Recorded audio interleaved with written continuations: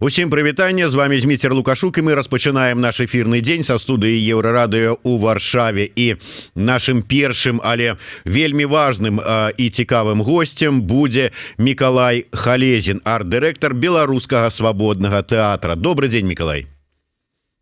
Добрый день, Дмитрий. Паколькі я назваў перш за ўсё вас як арт-дырэктара свабоднага тэатра, то давайте нашу размову ўсё ж таки пачнем з апошніх навінаў, звязаных са свабодным тэатрам. Я ведаю, што зараз вы і у прынцыпе уся трупа свабоднага тэатра у Лондоне. Раскажыце больш падрабязна, чаго вы там? Да, мы так получилось, что работать больше в Минске мы не смогли, мы работали до последнего, но поступили предупреждения, что в случае проведения репетиции будет уголовные дела против организаторов, а в случае показа спектакля будут уголовные дела против всех. Поэтому мы вынуждены были релоцировать театр. Сначала мы вывезли его в Украину, нам помогли наши немецкие друзья и украинские. Там была организована такая работа групп психологической поддержки. Это люди, которые работали с травмами, посттравматическим синдромом, с военными в Украине. Они поработали с нашими актерами. Оказалось, что практически всем нужна была такая помощь. Вот месяц была реабилитация, одновременно работа над новым спектаклем. После этого мы перевезли труппу в Лондон, и сейчас мы здесь работаем над спектаклем, над, скажем так, реновацией спектакля «Собаки Европы» по роману Альгерда Бахаревича. Он прошел в прошлом году, прямо перед выборами, где-то около 10 показов было. Но так как мировая премьера будет проходить в центре Барбикан, это главная сцена Великобритании, то нам приходится ее адаптировать под эту. Это очень большая сцена, это сцена, на которой не может быть никаких огрехов, и нас ждет еще длинная работа, и только в марте мы сыграем 4 спектакля на главной сцене Барбикан. Поэтому все актеры в боевой готовности, все работают сейчас. Мы на месяц отправим их жить в другую страну, в европейскую, и они там побудут месяц, встретят праздники, немножко расслабятся, но будут продолжать репетировать, и мы вместе с ними отчасти они самостоятельно работают, то есть они это делать прекрасно умеют. Поэтому вот такая диспозиция сейчас по театру. Мікалай, я ведаю, што на захадзе, асабліва там, калі гаворка ідзе пра галоўную тэатральную сцэну таго ж самага Лондона, то там квіткі на паказы раскупаюцца, ну, можа, на год наперад. Ці можна ўжо казаць, вот паказы у вас запланаваныя на вясну 22-го года, ці можна казаць, што ўжо і білеты раскупленыя? Они еще не раскуплены, потому что не все проинформированы о том, что из-за локдауна народ немножко отвык от этого формата, что нужно загодя раскупать билеты, потому что все мало кто продавал, потому что все боялись локдаунов. Поэтому Барбикан объявил об этом, наверное, месяц назад. Сейчас где-то половина билетов уже раскуплена, и если кто-то хочет покупать, то я рекомендую поторопиться, потому что, конечно же, ближе к дате билетов, скорее всего, не будет. Ну што ж, поспехаў, я перакананы, што ўсё пройдзе выдатна, аншлагі, ну а трупа, прывыкшая працаваць у незвычайных умовах, я думаю, справіцца з рэпетыцыямі і тым больш з паказамі. Давайте, Мікалай, можа быць, да надзённых яшчэ пытанняў. Бягучы тыдзень стаў багаты на санкцыйныя навіны. Адразу пра увядзенне новых санкцый объявили Евросоюз, США, Великобритания. Пералічваць их не будем, уже все бачили. Тым не менш, асабіста вы, як бы вы назвали, ці гэта жорсткія санкцыі, ці недастаткова, і ці адпавядаюць гэтыя санкцыі першапачатковым, вот, што было прапанавана? Ну, Канаду ты еще не причислил, она тоже солидаризировалась и тоже приняла вместе пакет. Ну, тут несколько любопытных моментов. Ну, первое, если говорить о содержательной части, ну, нет, сначала, наверное, о формате, как это было принято, возмущались все, что почему тут вот уже объявлено, даже на Радио Свободе вышел список, а до сих пор Евросоюз не объявил об этом, но это была согласованная позиция, они ждали американцев, которые объявят, чтобы выступить единым фронтом. И то же самое было согласовано с Канадой и с Великобританией. В общем-то, все удалось утрясти, договориться, и, в принципе, все выступили таким единым фронтом, одновременно объявив о санкциях. Но если говорить о содержательной части, там все не так просто. Объясню суть.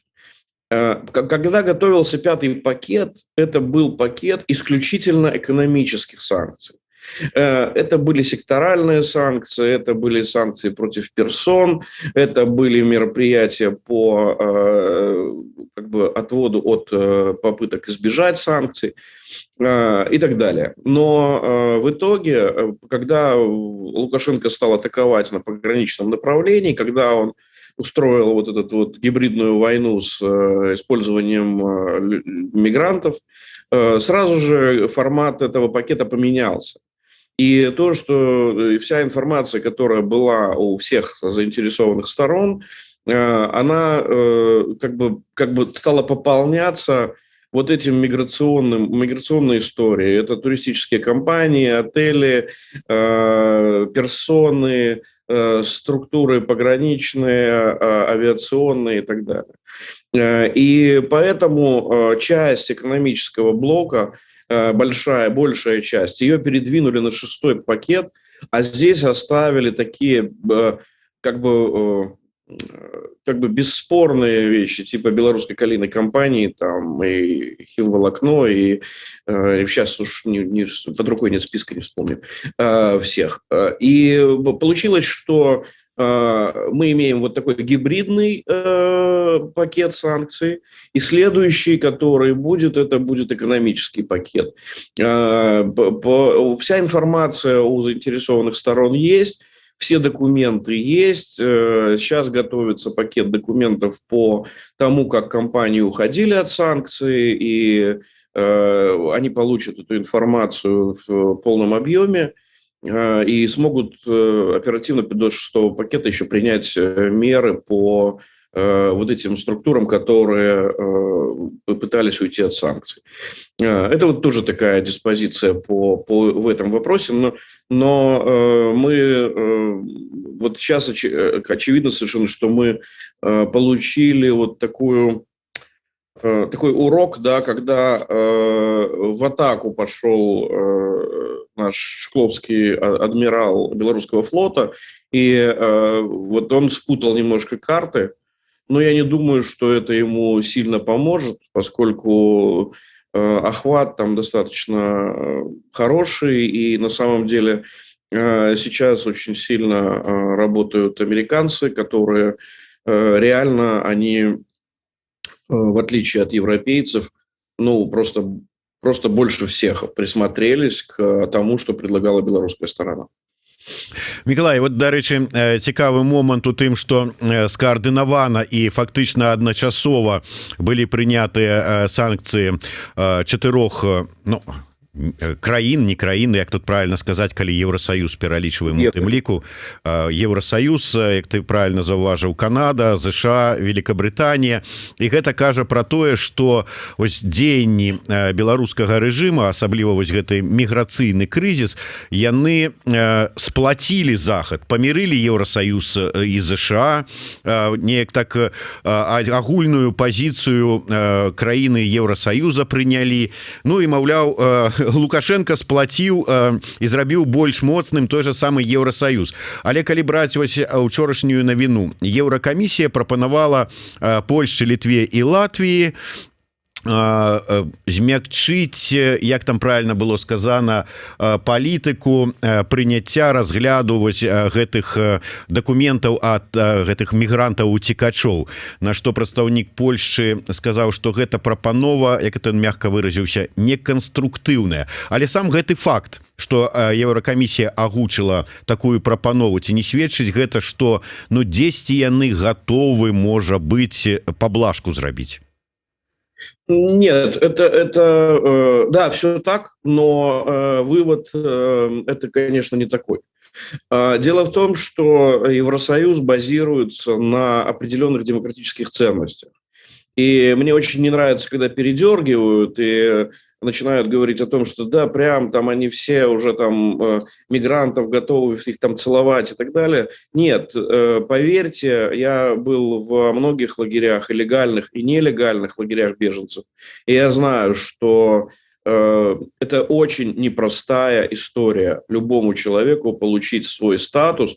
И я вам скажу, что большинство из тех мигрантов, о которых мы говорим, это люди, которые практически в первые месяцы своего пребывания в тех странах, в которые они попадают, они начинают работать, платить налоги и так далее, становятся обычными нормальными гражданами, там, пусть и с другими культурными кодами. Но как-то принято говорить больше о тех случаях, которые являются такими вопиющими, да, когда там люди сидят на пособиях, когда ничего не делают, преступность и так далее. Но, поверьте, их меньшинство.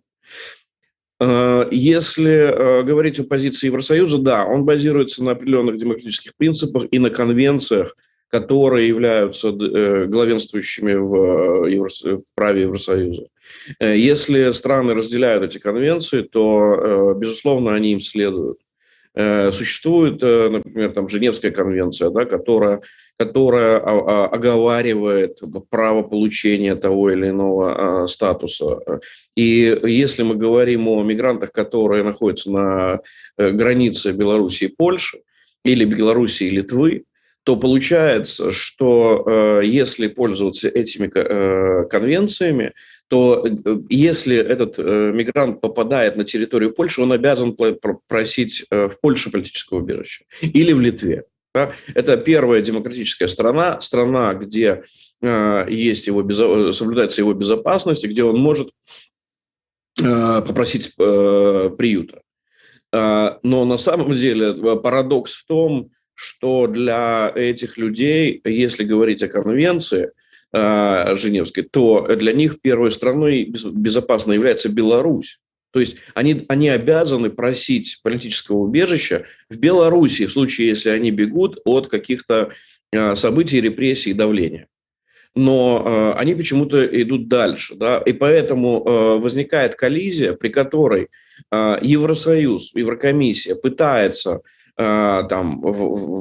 докричаться до сопредельных стран, что вы рассмотрите это. Но сопредельные страны имеют полное право сказать: ребята, эти люди прилетели совершенно легально, получив визы, по туристическим визам они прилетели в Беларусь, а их там никто не трогает, их там никто ничего с ними не делает. И поэтому они обязаны просить политическое убежище там. И вот эта дуальность, которая возникает между странами нашего региона и Еврокомиссией, это серьезный вопрос, потому что он требует рассмотрения, он требует принятия решения. Каков же алгоритм влияния на вот эту ситуацию? И это сложный вопрос, потому что коллизия очень непростая, потому что Лукашенко может тут же начать их репрессировать так же, как и белорусов, хотя на самом деле уже 7 человек умерло на границе. Да? Он может начать их репрессировать и устроить им ситуацию, при которой, да, страной безопасной для них Беларусь не станет. Миколай, коротко, раз ужо там закранули гэтую тэму, хацелася б крануць іншае пытанне, звязанае з беларусамі, якія вымушаныя шукаць прытулку ў іншых краінах. І днямі нарабіла шуму публікацыя ў тэлеграм-канале нашай Нівы пра тое, што вось, да прыкладу, пачынаючы са жніўня 2020 года у той же самой Германии с 11 тысяч пададзеных заявак курдамі 2900, здаецца, атрымалі магчымасць застацца ў Германії, а маўляў, беларусаў ні аднаго. Насамрэч, я вось сустракаўся днямі з прадстаўнікамі беларускай дыаспары ў Германії, якія займаюцца дапамогай беларусам, якія шукаюць там прытулку ў Германії. Яны былі вельмі абураныя і кажуць, што беларусаў заявак было пададзена, здаецца, 156 чалавек атрымалі, ну і гэтак далей, але справа ў тым, што, маўляў, інструкцыі, па якіх працуюць бюракраты у адпаведных ведомствах у Германії, яны складаліся яшчэ 10-15 гадоў таму, і ў адпаведнасці з гэтымі інструкцыямі беларусам трэба праходзіць шмат розных інстанцый, верыфікацыі, ўсяго астатняга, чаго не трэба праходзіць курдам тым жа самым. Ці робіцца што-небудзь, каб спрасціць вось гэтую схему, сістэму атрымання некай вот легалізацыі беларусаў, атрымання там некага прытулку у тых жа краінах Европы, той же Германии? Германия – это особая история. Это особая история, касающаяся беженцев. Потому что, например, для меня часть их законодательных актов по миграции являются совершенно непонятными. То есть, видимо, это обусловлено тем, что они были очень давно приняты, и была совершенно другая ситуация. Но при этом почти 1 миллион человек они приняли в последний миграционный кризис, да, и смогли их каким-то образом адаптировать к жизни. Но вот я там хорошо знаком, например, с ситуацией в Бельгии, с департаментом по делам беженцев. Я там 2 года их консультировал, и получилось, что хорошо знаю эту ситуацию там. Там практически не было отказов. Во-первых, очень хороший, что называется, послужной список у белорусов. Это люди в большинстве своем с высшим образованием, в большинстве своем имеющих профессии, какой-то из иностранных языков. И если даже не знают языка, то они быстро обучаются, и они в первый же год начинают работать и платить налоги. И поэтому у департамента по миграции Бельгии в Брюсселе у них не было никаких нареканий к белорусским мигрантам. Более того, количество криминальных дел, которые были заведены, у белорусов стремилось к нулю. То есть там какие-то 0,00% случаев. Чего не скажешь о представителях других стран из наших регионов. Поэтому мне кажется, что здесь и открывается некий коридор работы для офиса Светланы Тихановской. То есть, скорее всего, нужно создавать некий департамент, который бы занимался решением этих вопросов. Потому что я знаю по сотрудничеству с такими организациями, как департаменты по миграции, я знаю, что очень высокий уровень изменений в том случае, если ты проводишь просто разъяснительную работу. Достаточно приехать с цифрами, фактами, объяснить, рассказать, что такое белорусские мигранты, почему эта волна происходит, кто они такие, как они себя ведут и так далее. И вопросы во многом решаются, потому что очень многие правительства в Европе сейчас готовы принимать белорусов, а есть страны вроде Польши или там Чехии, это страны, которые, Польша вообще номер 1, да, которая хочет принимать белорусов. Потому что белорусские, например, врачи решают проблему с дефицитом врачей в Польше. При этом очевидно, что образование, которое уже поляки не просят подтверждать, медицинское образование белорусское достаточно высокое, чтобы люди начинали сразу работать. И это касается очень многих, естественно, IT-сектора и так далее. И те страны, которые проводят такую вдумчивую, серьезную политику в этой сфере, они, конечно, наоборот, хотят заполучить белорусов, потому что это, наверное, последняя страна в Европе, которая может давать квалифицированные кадры, то есть ту миграцию, которая как раз идет во благо стране, а не во вред. Дякую. Николай, шмат пытанняў наконт магчымага 6-го пакета санкцый, про які вы ўжо ўзгадалі. Тым не менш, вось Алекс пытаецца, ці будуць у 6-й пакет уключаны Нацбанк і ці прадугледжана адключэнне мастера і візы. Іншыя банкі ці будуць уключаныя? Што будзе са Свифтом? Казалі про 300 кампаній. Ці можете назваць ключавыя? Понимаете, какая история? Я не имею права говорить о конкретных субъектах, потому что стоит произнести название какой-то структуры человеку, который имеет отношение к этому процессу. Это не касается только меня, это касается очень многих людей, которые к этому имеют отношение. Стоит произнести какие-то названия конкретные, и эти названия будут вынуждены убрать из всех списков. По причине того, что могут готовиться уже загодя судебные иски, зондироваться почва и приниматься какие-то контрмеры. Поэтому я не буду комментировать там касающиеся каких-то конкретных субъектов, но я думаю, что Национальный банк не может быть внесен ни в какие списки просто в силу того, что это структура, которая выполняет не только карательные функции она как раз не выполняет, но она должна обеспечивать тот минимум для жизни белорусов, который мир обязан предоставить. Да? То есть нельзя просто взять и начать бомбить мирных белорусов, при этом, что власть будет чувствовать себя совершенно спокойно. Поэтому все усилия направляются на то, чтобы лишить власть финансовой подпитки, а не простых белорусов. Если говорить про визу, SWIFT и прочее, то это рассматривается. И уже мы были на грани того, что SWIFT мог быть отключен. Это было сразу после посадки самолета. Но не хватило немножко политической воли, Евросоюзу не хватило, не знаю, может быть, нашей настойчивости в том, чтобы добить эту ситуацию. Тут сейчас не предскажешь почему, потому что ситуация динамично меняется каждый день, и мы каждый день видим эти изменения, и на них тоже надо реагировать. Но это будет, во всяком случае, пока речь идет об исключительно экономическом пакете санкций. Да, он должен касаться структур, которые подкармливают власть и семью Лукашенко. Да, это касается этих персон.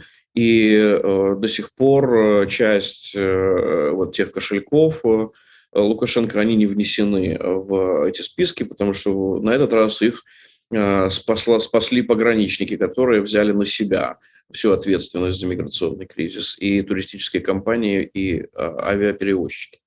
Поэтому вот ситуация такая. Дарэчы, вы ўзгадалі пра тое, што будуць прымаць меры супраць спроб выйсці з-пад санкцый. Наколькі ўсё ж такі верагоднасць і магчымасці застаюцца, дзюркі гэтыя ёсць, праз якія могуць нейкім чынам з-пад санкцый выбрацца, там прадаць, памяняць назву, там ці яшчэ якое-нибудь. Вот это продумывалася? Эта угроза и этот вызов есть всегда. Он всегда существует. И все страны, против которых вводились санкции, без исключения, везде были компании, которые стремились уйти из-под санкций. Никто не хотел просто свернуть работу. Да, все рассчитывали на то, что они каким-то образом пытаются обмануть структуры, которые санкции накладывали. Но не у всех это получается. Ситуация такова. Американская структура ОФАК, которая следит за тем, чтобы санкции исполнялись и структуры не выходили за рамки, это структура, которая работает на постоянной основе, она действует, поскольку американские санкции – это достаточно распространенный механизм, который постоянно работает. И поэтому структура ОФАК имеет большой опыт работы на самых разных направлениях. И в Юго-Восточной Азии, и в Латинской Америке, и меньше, конечно, в Восточной Европе, потому что мало субъектов, которые подвержены этому. Но по Беларуси они, безусловно, работают. Если говорить о Евросоюзе, то эта структура, она в очень таком слабом состоянии. Это структура, которая призвана делать то же, что американцы, но она была задействована настолько мало и настолько была неэффективна, что это все как-то за закрытыми, сквозь пальцы на это смотрели, и, ну, типа, мы санкции объявили, да и нормально. Сейчас очевидно совершенно, что эта структура должна быть реанимирована и должна произойти ее некая смысловая реновация. Да? Потому что в белорусы, компании, которые попадают под санкции, они делают все, чтобы уйти. И если бы это была хотя бы минимально правовая система, то, конечно, этого бы не возникало, если я имею в виду в Беларуси. Конечно, этого бы не возникало в таких масштабах.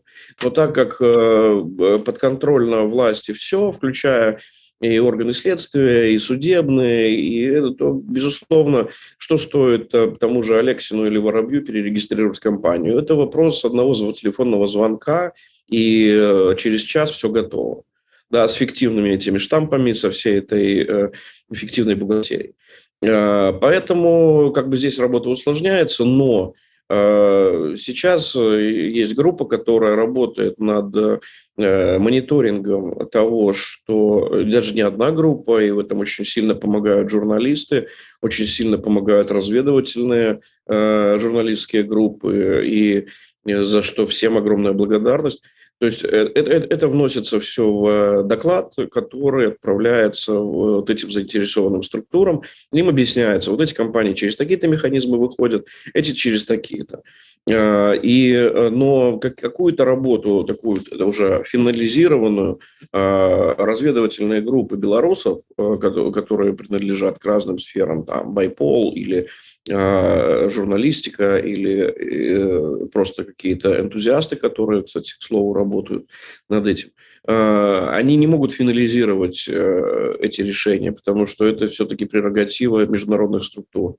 Поэтому мы можем только отправлять туда информацию.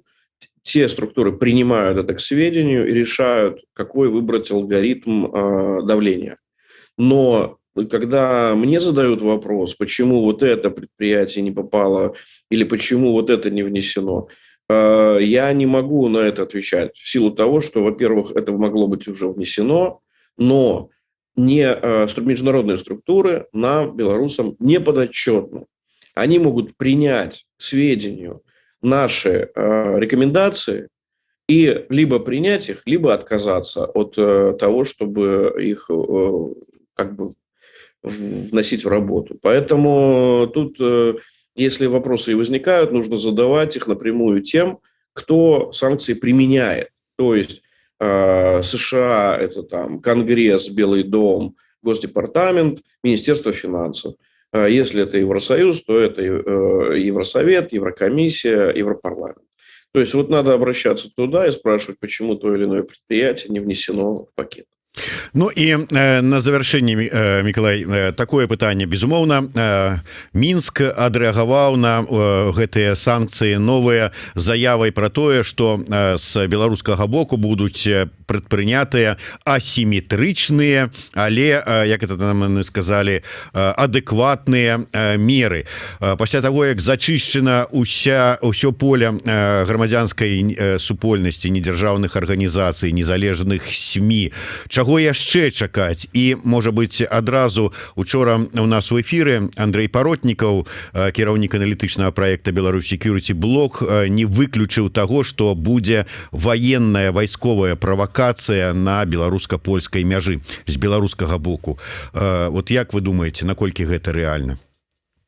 Мы находимся сейчас, если у нас ситуация была достаточно такой монохромной, как в августе прошлого года, то есть нам было все понятно и логично, да, то сейчас мы находимся в ситуации, которая очень пестрая, она может развиваться в любую сторону и ударять разными концами разных субъектов, да, от власти начиная и заканчивая простыми рядовыми белорусами. Так уж сложилась ситуация. То есть никто не предполагал, что власть будет настолько безумна, что она ведет такие абсолютно нацистские методы. И поэтому сейчас нужно четко понимать, что динамика, она такова, что мы можем каждую минуту оказаться в сложном положении принятия решений. По поводу провокаций военных конфликтов, да, это может быть. Безусловно, может быть. И разные сигналы поступают, и нам в том числе. И речь идет о том, что на самых разных уровнях ведется как бы проработка идеи некой там победоносной войны или вхождение в какую-то ситуацию, когда можно объявить чрезвычайное положение, то есть обнести просто Беларусь колючей проволокой, как весь концлагерь, да, превратить ее в единое гетто. Все эти варианты у власти есть. Вопрос, что как выжить самой власти при таком режиме, когда ты попадаешь в тотальную изоляцию и торговую, и финансовую, и так далее. Может ли она на такое пойти? Может, учитывая то, что мы видели на минских улицах, не только на минских. Но ситуация для Лукашенко осложняется тем, что на сегодняшний день уже он не выгоден никому, включая его партнеров. Партнеров каких-то, у него партнер-то, собственно говоря, один. Да? Владимир Путин, который его сам не переносит, но тем не менее он является его партнером. И я бы даже сказал другом. Вот потому что он поступает как друг. Да? Он хочет, чтобы даже распоряжаться имуществом после гибели своего друга, да, то есть которого может сам и убить. Но тут вопрос, что модели у Путина, они достаточно сложные, и осложняется это в том числе этим миграционным кризисом, потому что это все ударять сейчас начинает по России, и все эти разговоры про ядерные бомбы, и все эти разговоры про признание Крыма, это все сейчас очень непростая история для российской стороны, в том числе, в числе прочих. Но нужно отслеживать сейчас ситуацию ежедневно. То есть вот этот мониторинг сейчас, его значение вырастает в разы, потому что любая провокация, любое действие власти, которое оно неплохо просчитает, она может стать триггером, потому что мы видим, как усложняется, все более усложняется экономическая ситуация, и как сейчас будут усложнять эту ситуацию эти пакеты санкций. Поэтому нужно тоже отдавать себе отчет, что все-таки санкции, пусть они и работали уже, но они работали не в полную силу, и мы можем начинать оценивать ее только с конца октября, насколько это может быть эффективным. И я думаю, что мы увидим это где-то к февралю, мы увидим реальную ситуацию, как эти санкции работают. Дзякуй вялікі. Я нагадаю, з намі на сувязі быў Мікалай Халезін. Зміцер Лукашук працаваў для вас у эфіры. Слухайце і глядзіце нас, беражыце сябе.